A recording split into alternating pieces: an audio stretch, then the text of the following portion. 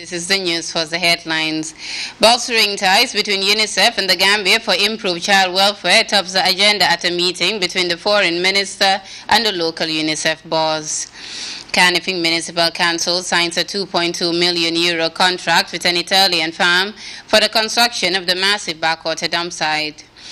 Investigators work to establish whether the gunman who opened fire on Western tourists at a Tunisian resort had ties to terrorist groups in Libya. And former Cold War foes, the US and Cuba, and the cops are fully re-establishing diplomatic ties after a freeze that lasted more than half a century. These and other stories coming ahead this half hour. I am your presenter, FATOUMATA NDURE JOBE.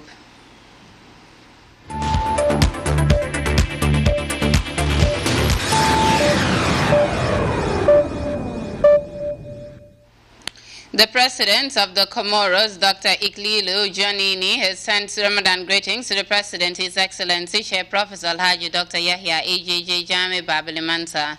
And the text reads, Your Excellency and dear brother, the advent of Ramadan gives me the pleasant opportunity to express to Your Excellency my sincere congratulations and warmest wishes.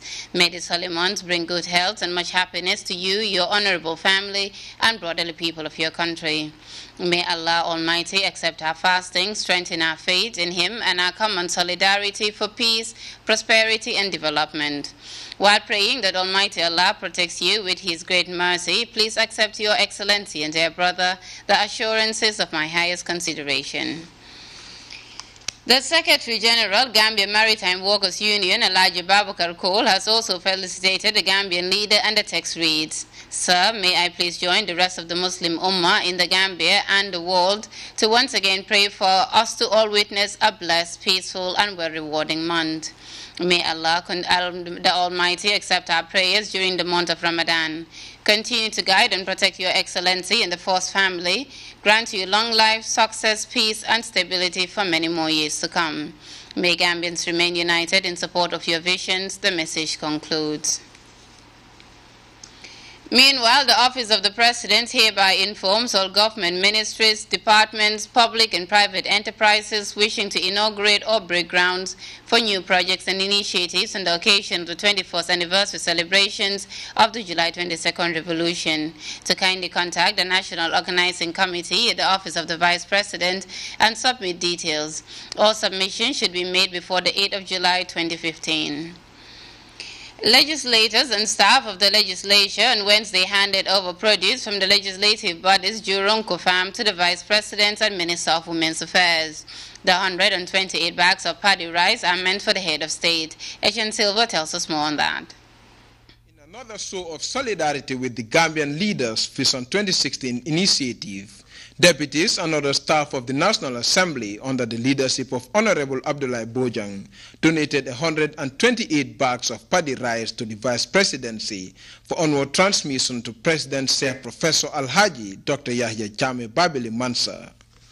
The presentation came barely a few weeks after the farm produce were handed over to the National Assembly by inhabitants of the far-flung settlement of Jurunku as proceeds from the legislative body's rice field in the Upper Nyomi settlements. The offer was done in good faith as dozens of staff of the National Assembly came out in their numbers to witness the occasion. Among them was Honorable Fabakary Tombong Jatta, the Majority Leader and National Assembly member for Serekunda East constituency, described the donation as another of their contribution to the national food baskets. He, however, promised to do more in the coming years while lauding the support they continue to benefit from the head of state. But we are also grateful that following these years, His Excellency had the time to go and pay a visit to that farm.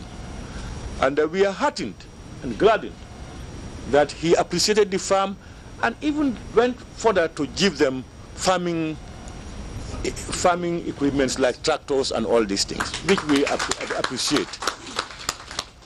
But we have rededicated ourselves, that as years come by, we are talking about 128 bags. We are targeting 1,000 bags.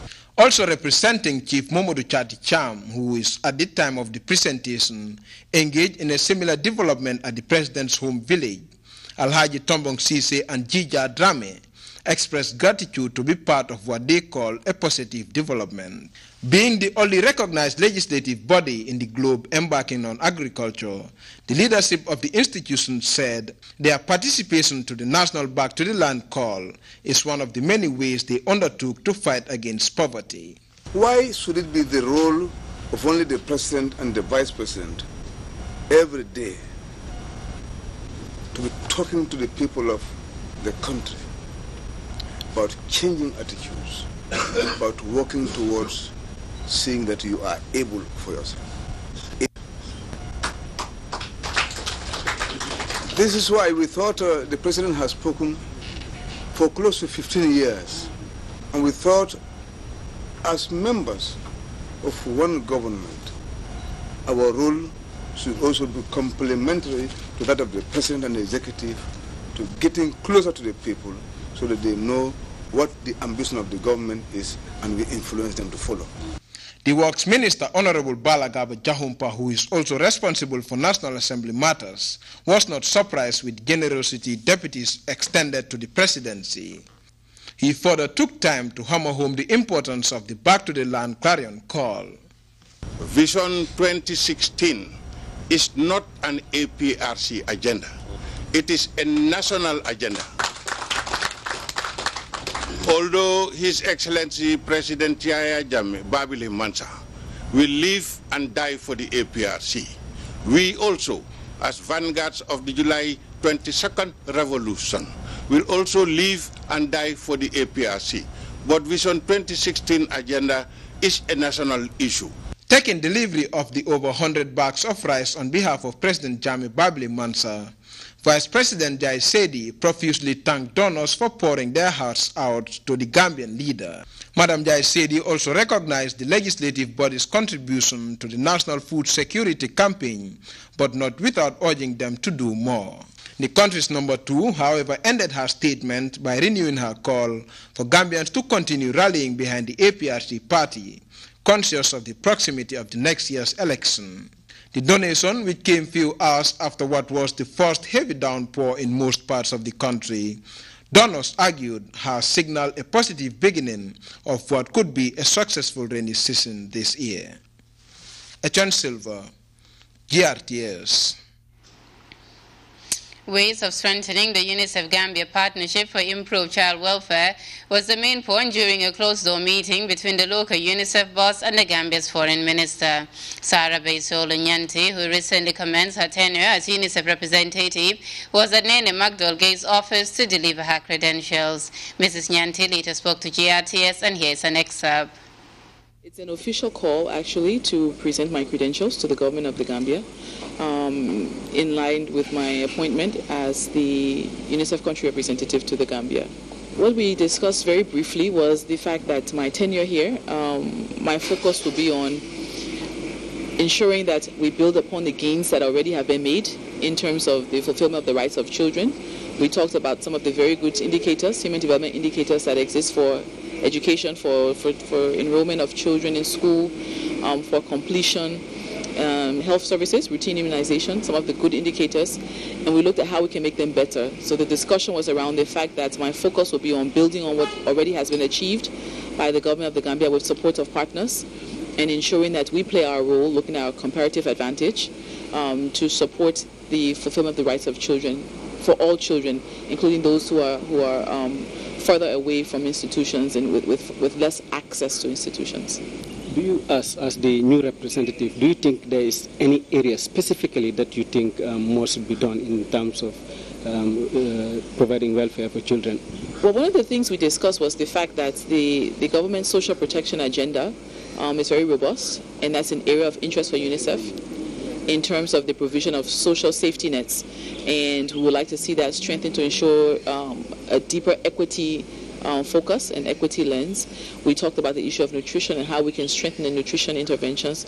We also looked at, we didn't go into depths about that, but definitely we're talking about all issues that affect children, wherever there are multiple deprivations, and wherever, in terms of the Vision 2020 of the government, wherever it's in line with our comparative advantage, definitely we'll be supporting and partnering with the government to advance those issues. Thank you so much. The UNICEF representative, Sarah Baisol Nyanti, there after a meeting with the foreign minister.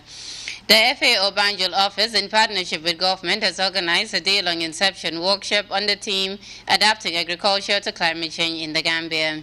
The forum is expected to set the pace for the development of a full project proposal geared towards promoting sustainable and diversified strategies capable of reducing the impacts of climate variability and change on agriculture and livestock in the Gambia.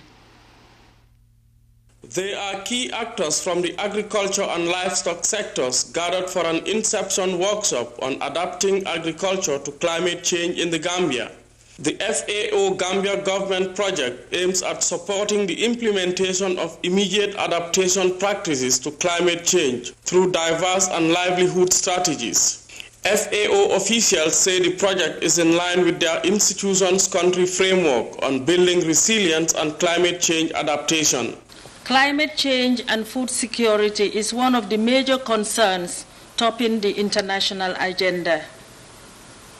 Now, the United Nations Framework Convention on Climate Change provides that all parties must formulate and implement national and regional programs containing measures to facilitate adequate adaptation to climate change. Agriculture, namely the three sectors, agriculture, forestry, and fisheries, now faces the double challenge of dealing with the impact of climate change at the same time that it must increase production to meet the food demands of a global population. Environmental experts, whose role is also key in the project formulation phase, believe it could contribute to ongoing efforts on sustainable development and environmental management efforts. The project is in line with Vision 2016, Vision 2020, and the page, in line with the Gambia Environmental Action Plan, which was adopted to address pressing environmental issues. It provides the long-term vision and direction for sustainable development, balancing the economic growth with effective environmental and natural resource management. This project also is in line with our NAPA, and it's in line with the agricultural and natural resources, other natural resources policies, which include the GNIPE, the agriculture and natural resource policy, just to name a few. The Global Environment Fund project is the largest global public funder on environmental matters and continues to partner with the government of the Gambia.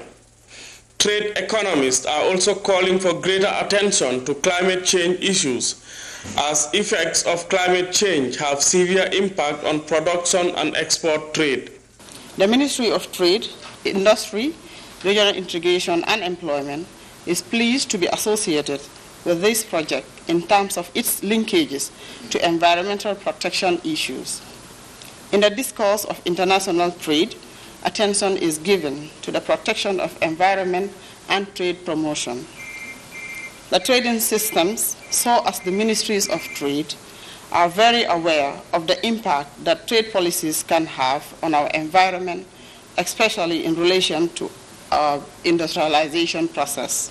As indicated in the assessment report and elsewhere, the Gambia, as an LDC, is among the most vulnerable to the impacts of climate change and variabilities. Adaptation to climate change, according to the Permanent Secretary at the Ministry of Agriculture, remains a top priority to the government. The project concept is aiming at strengthening climate services, early warning systems in the agriculture and livestock sector by improving crop databases, tools for variability and risk assessment, and mapping the relevant disaster hotspots nationally and regionally. Finally, ladies and gentlemen, this project development is aiming at intensive policy and institutional capacity development for various government institutions.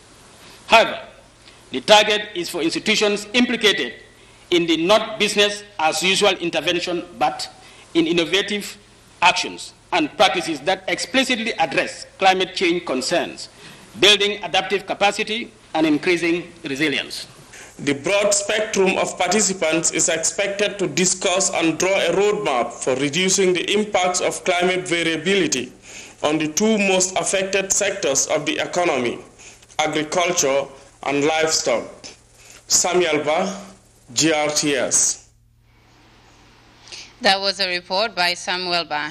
In other news, the Ministry of Fisheries has a stock of different species of fish caught in Gambian waters to sell. A news release from the said ministry states that the stock of fish will be sold to the general public at reasonable prices, starting tomorrow, Thursday, 2nd July 2015, at the following locations: the Banjul Ice Plant, the Banjul Fish Landing Site, the Bakau Ice Plant, the Bakau Fish Landing Site, Serakunda Batres by the main market, Bakote Ice Plant, Fajukunda Market, Tabokota Market, and Birkama Fisheries Ice Plant. There is a substantial quantity of catfish or kong, and women smokers are therefore encouraged to come in their numbers. The release ends. Gambia Revenue Authority and Mega Bank on Wednesday formalized an agreement which provides for the collection of taxes on behalf of the Revenue Authority by the bank. Isoducator reports the development is expected to guarantee taxpayers an avenue to effectively and efficiently pay their dues to government. This is the moment officials converge at the Mega Bank's head office for the signing ceremony of a memorandum of understanding between Gambia's main revenue collection body, the GRA, and the Mega Bank Gambia Limited. The agreement is set to provide the general public the convenient avenue of paying their taxes and duties at the bank. As a Gambian bank now, our concern is the development of our country. We have a lot to do to support the laudable progressive economic program of His Excellency, our President of the Republic of the Gambia. Our collaboration, we are convinced that will add a milestone to that development. Your customers are our taxpayers. Our taxpayers are your customers. So obviously we have this in common. We are here to serve them. So in signing this MOU, I think it's important to note that this is a good endorsement of the government and GRA's trust in you. And we believe that you will ensure that this is nurtured and the services we expect from you are delivered. As easing tax payments through the use of commercial banks is said to be key in its strategic plan, GRA is said to be committed to improving its service delivery at all levels, as this marks the fourth of its kind since the pilot MOU was signed between the institution and another local bank. I would like to reassure everyone that in our drive to facilitate tax payments, the board and the management are committed to extending this scheme to all the commercial banks in the Gambia that satisfied our requirements. Consultations are currently going on to add more banks to the scheme for the benefit of you, our esteemed taxpayers. On behalf of Mega Bank, I want to assure you that you have found a worthy partner in us. And I believe that together we will be able to enhance our revenue basis while working towards a cashless society, at least when it comes to the payment of VAT. The MOU currently signed will offer taxpayers, among other things, enormous and custom duties, as well as mitigate risk and easing the burden on those paying tax. This is part of the many moves being taken in harmonizing revenue collection, as Mega Bank Gambia Limited is now going to be an agent of revenue collection, making it effective, efficient, and easier for taxpayers at a very minimum cost. Aisa Tuketa, GRTS. Work on the construction of the Bakote dump site is set to begin in earnest, following the awarding of a €2.2 million contract to an Italian firm by the Canfin Municipal Council. The agreement between the two sides was signed at council chambers in the presence of officials from the National Roads Authority and the Transport, Works and Construction Ministry. Details in this report by Buba Sise. The €2.2 million project is primarily intended for the construction of Bakote dump site, which has over the years been an environment as well as public health concern in particular, serving as a major challenge for Canifing Municipality throughout its various stages of waste management, from the collection points to the main dump site at Bakote.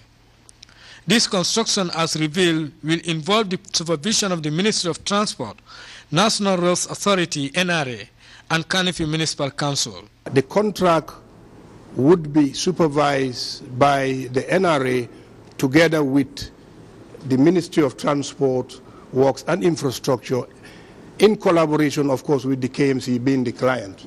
I was just talking to Mayor now, and I've given him the opportunity to select somebody to be part of the supervision team. Our role here is to make sure value for money is achieved.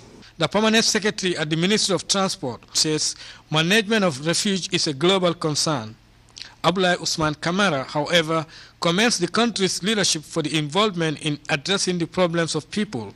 The fact that His Excellency the President has taken the initiative to address this seemingly difficult problem shows his vision for developing the Gambia, for which we are all grateful. I want us all to collaborate and make sure that this project is successful. It is precisely for this reason that we are setting up a technical team to supervise the civil works. The leader of the Italian construction company implores all the stakeholders involved to collaborate for the successful implementation of the project. Mario Pratologo equally hails President Jammeh for his foresight of developing the country.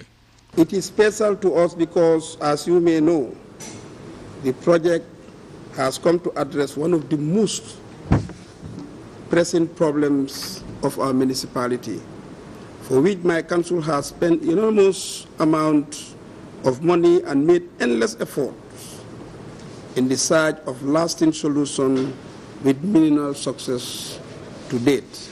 Since waste management has a significant bearing in public health and related concerns, it is hoped that the construction, if effectively implemented as planned, will attain the aspiration of the council, making it clean and healthy. Buba SMCC, GRTS. We will be back with news from outside the Gambia after this break.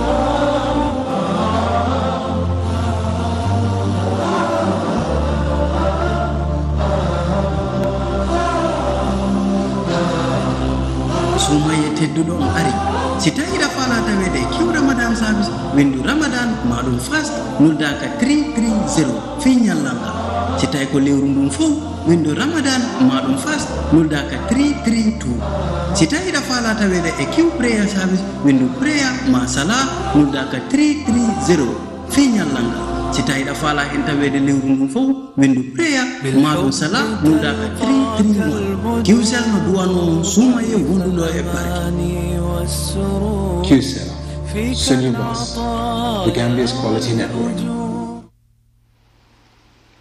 Welcome back. Authorities are looking into possible ties the Tunisian lone attacker may have had with terrorist groups in neighboring Libya. CNN's Phil Black talks to a neighbor and a classmate of the perpetrator. They each paint a very different picture of the 24-year-old killer. A fellow student says this was Saif al-Din Rezgi showing off his dancing skills. This is the same man on a beach last Friday massacring innocent people. How did he get to this place? Before becoming a terrorist, Rezgi was a student who lived here, a dusty lane in the city of Karawan, about an hour's drive from where he murdered 38 people. Neighbors say they were shocked to learn he killed for his religion. Not serious Muslim. This man, who doesn't want to be identified, says Rezgi was never seen in the mosque just at the end of the lane. Because this man is not making prayer at all. He doesn't go to prayer? He don't go to pray. The mosque is right next to his house? The mosque is few meters far from his house, and no one day he make prayer in the mosque. They say he drink alcohol. But students here at Karawan University tell us a very different story. Saif Rezgi was the cool one in the extremist group, says Fadi Saidi. He says Rezgi was openly Islamist in his views, but unlike others, he wasn't aggressive. His behavior wasn't radical. He was someone you could talk to about anything, even when he disagreed with you. Students say Rezgi disappeared for most of June until ISIS released this photo announcing he was responsible for the resort attack. Saif al-Din is a terrorist, but I don't want to say that, because he's a victim of those extremist groups. In the beginning, he was a dancer. He loved hip-hop. He was an artist inside. Students say extremism in Tunisia's universities is flourishing. They fear Rezgi won't be the last to make an extraordinary and deadly transformation. Phil Black, CNN, Karawan, Tunisia. A historic moment in U.S.-Cuban relations as senior American officials tell CNN that the two countries will soon announce the reopening of their embassies in Washington, D.C. and Havana. CNN's Patrick Upman reports on that. After more than 5 decades of broken relations, the United States and Cuba on Wednesday are set to announce the reopening of embassies and resumption of full diplomatic ties. It's a historic turnaround for two nations that seem stuck in a permanent state of Cold War-era mistrust. For decades, when Fidel Castro wanted to rail against American policies, he came here, the U.S. intersection in Havana. Since Cuba and the United States broke off relations in 1961, this, officially at least, is considered Swiss or neutral territory. Although there's no American flag or embassy sign, the United States says it has more diplomats in Havana than any other single country. The intersection has long acted as the front line in the U.S.-Cuba conflict. During the Elian Gonzalez saga, the Cuban government even built this massive stadium to hold demonstrations against the United States. Former U.S. diplomat Vicki Huddleston remembers seeing Fidel Castro leading demonstrations just below her balcony at the mission. And you know, with a stone, I could have thrown it and hit Fidel. And it's sort of like we've always been the best of enemies. You know, there's always this relationship. There's a trust underlying. I'm not going to go out with my stone and throw it at Fidel, am I? Not to say there hasn't been tension. James Kaysen, another former chief of the intersection, shocked the Cubans by installing an electronic ticker on top of the building in 2006. I knew the Cubans would never allow us to talk to the Cuban people, so we decided we would talk over the heads of the regime by putting the moving billboard in the top floor of inside our windows of our building, computerized, and to their surprise one day we started off with, "People of Cuba, how come we can go to your hotels and you can't?" Cuban officials responded by putting up rows of flags to cover the American messages. Eventually, diplomacy won out, and both the flags and the ticker were taken down. There have been fewer demonstrations here since Fidel Castro left power in 2006, and anti-U.S. government propaganda signs have been removed. U.S. diplomats say they face less harassment, but are still watched by Cuban government cameras and guards that surround the building. As relations normalize, the work of U.S. diplomats in Havana may transition from Cold War-era confrontation to addressing the needs of an increasing number of U.S. visitors to the once off-limits island. On Wednesday, the United States' top diplomat in Havana is scheduled to go to the Cuban Foreign Ministry with a diplomatic note from President Obama about the restoration of ties. Then President Obama is expected to speak from the White House about his decision to resume relations with Cuba. The White House still has to give the United States Congress 15 days notice before they can open an embassy in Havana. But very soon, perhaps as early as July, it's expected that once again an American flag could fly over an American embassy in the Cuban capital. Patrick Ottman, CNN Havana. We take our second break now. A look at sports when we return.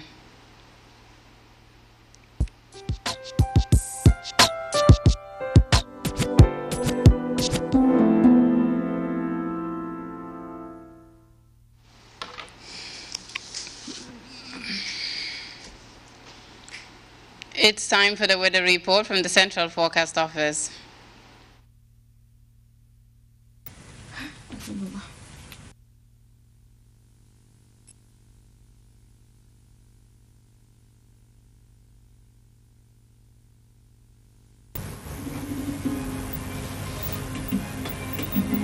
Everything as you know it starts here.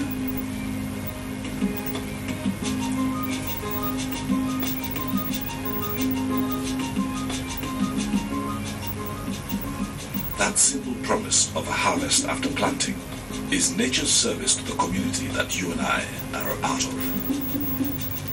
We carry on bonding and sharing because the feeling to serve is mutual. But that promise between us, the sun and the land, is what gives us the hope to carry on.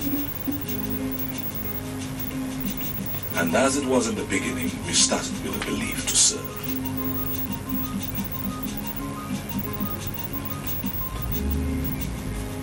Elton, a new vision of service.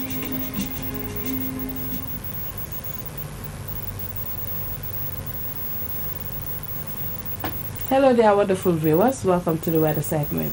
Thunderstorm and rain showers affected almost the entire country from yesterday afternoon, and significant amounts of rainfall figures were measured at 600 hours.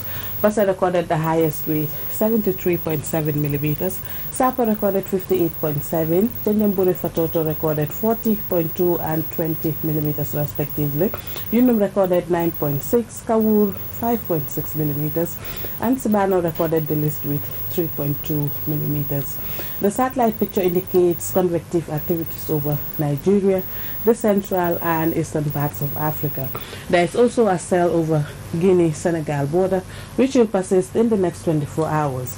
Tonight will be variably cloudy with thunderstorm and rain showers over places, whilst the day tomorrow we expect a variably cloudy atmosphere with outbreaks of rain to prevail, and these conditions will give way to a warm atmosphere thereafter.